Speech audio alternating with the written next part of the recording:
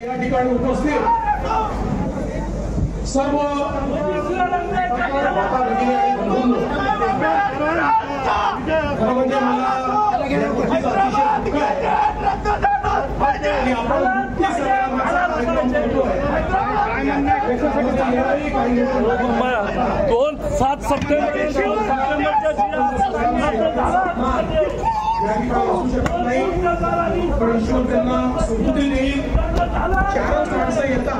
माता भगिनी आणि बंधूंनो,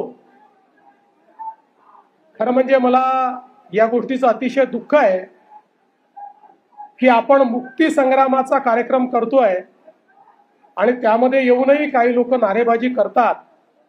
यापेक्षा मोठा स्वातंत्र्य संग्राम सेनानींचा अपमान या ठिकाणी असू शकत नाही.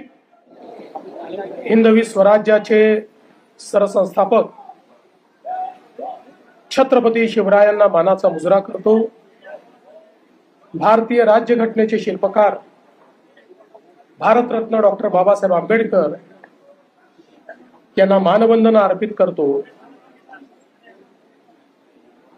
ज्या असंख्य स्वातंत्र्य संग्राम सेनानींनी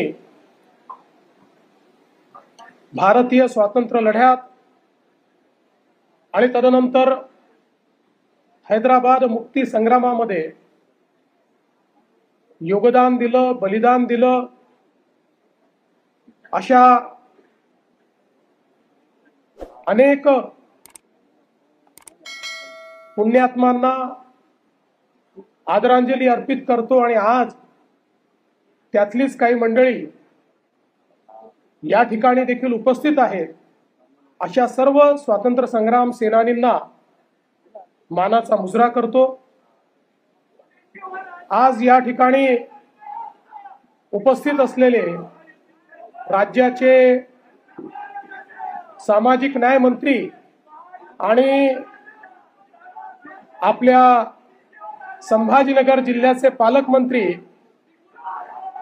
माननीय संजय शिरसाटजी, सर्व सन्माननीय खासदार, आमदार, लोकप्रतिनिधी आणि या ठिकाणी उपस्थित सर्व माता भगिनी आणि बंधूंनो, खरं म्हणजे मला या गोष्टीचं अतिशय दुःख आहे की आपण मुक्ती संग्रामाचा कार्यक्रम करतोय आणि त्यामध्ये येऊनही काही लोक नारेबाजी करतात. यापेक्षा मोठा स्वातंत्र्य संग्राम सेनानींचा अपमान या ठिकाणी असू शकत नाही. पण ईश्वर त्यांना सुबुद्धी देईल. 4च माणसं येतात आणि अशा प्रकारे नारेबाजी करून प्रसिद्धी मिळवण्याचा प्रयत्न करतात. हे योग्य नाही. तथापि मी त्या संदर्भात काहीच बोलणार नाही. आज खरं म्हणजे ज्यांनी या स्वातंत्र्य लढ्यामध्ये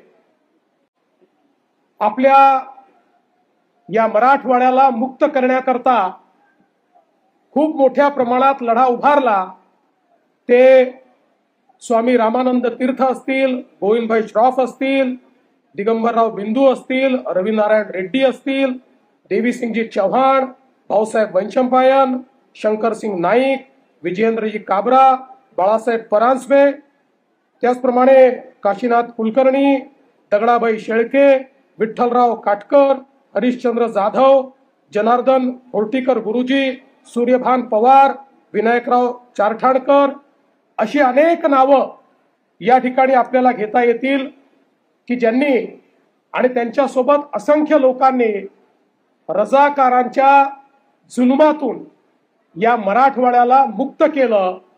आणि भारतीय स्वातंत्र्य संग्रामाच्या निष्पत्तीतून भारत स्वतंत्र झाल्यानंतर जवळपास 13 महिने हा रणसंग्राम चालला आणि त्यातून मराठवाड्याला या ठिकाणी मुक्ती मिळाली.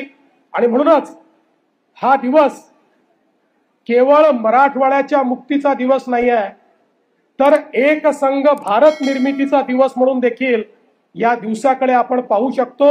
आणि म्हणूनच या सर्व लोकांचा आदर ठेवणं हे आपलं परम कर्तव्य आहे.